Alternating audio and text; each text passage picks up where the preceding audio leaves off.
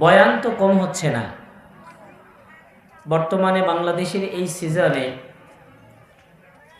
পাড়া মহল্লায়, মসজিদে মসজিদে, মাদ্রাসায় মাদ্রাসায় যুব সমাজদের উদ্যোগে, বিভিন্ন উদ্যোগে প্রতিদিনই ডানে বামে সামনে পিছনে প্রোগ্রাম হচ্ছে। কথা ঠিক কিনা? এত প্রোগ্রাম হওয়ার পরে মানুষের আখলাক, মানুষের চরিত্র, মানুষের দিনিয়াত, মানুষের দিনদারি, এ সবগুলো আরও বেড়ে যাওয়া দরকার ছিল।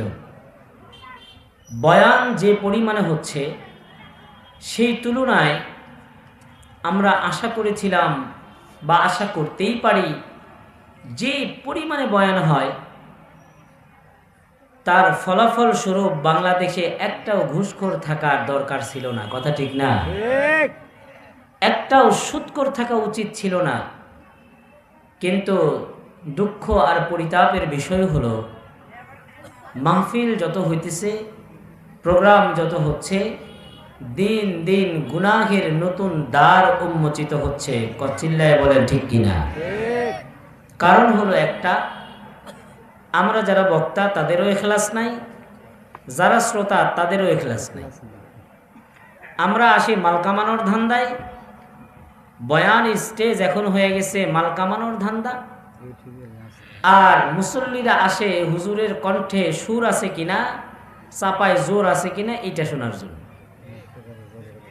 ভালো আলেম মারকাজুদ্দাওয়ার আব্দুল মালিক সাহেব সারা বাংলাদেশের সকল ওলামায়ে কেরামের মাথার তাজ এসে যদি এখানে বয়ান করে, তো দহকুলার মুসলমানরা বয়ান শুনবে না।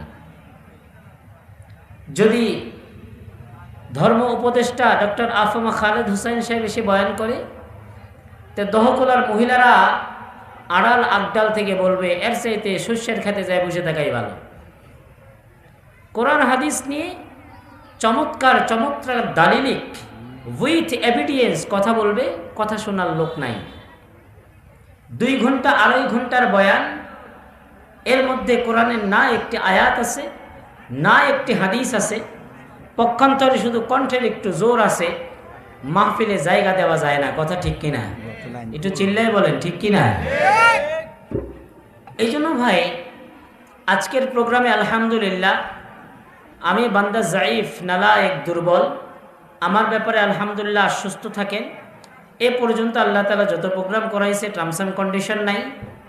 এবং আমাদের প্রধান মেহমান যিনি আমাদের ওস্তাদ তুল্য, রাবেতাতুল ওয়াইজিনের সম্মানিত সভাপতি সাহেব হযরতুল আল্লামা হযরত মাওলানা আব্দুল বাসিত খান সাহেব দামাত বরকাতুল আলিয়া, উনিও ওনার এ পর্যন্ত জিন্দিগিতে কোনো প্রোগ্রামে টার্মস অ্যান্ড কন্ডিশন করেছেন এরকম কোনো দলিল নেই।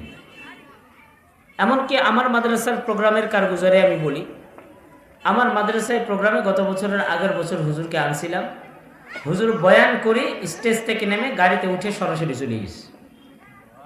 হুজুরকে টাকাই দিতে পারি নাই। আমি টাকা নিয়ে এসে বের করে দেখি হুজুর নাই। হুজুর গেল কই? বলে হুজুর তো গাড়ি নিয়ে চলে গেছে। পরে আমি মোটরসাইকেল নিয়ে দৌড়ে গিয়ে ঘোষগাতি থেকে সেই আকবর আলী কলেজের সামনে গিয়ে এরপরে গাড়ির আগে যেয়ে থামায়, তারপরে যতটুকু পারছি হাতিয়ে দিছি।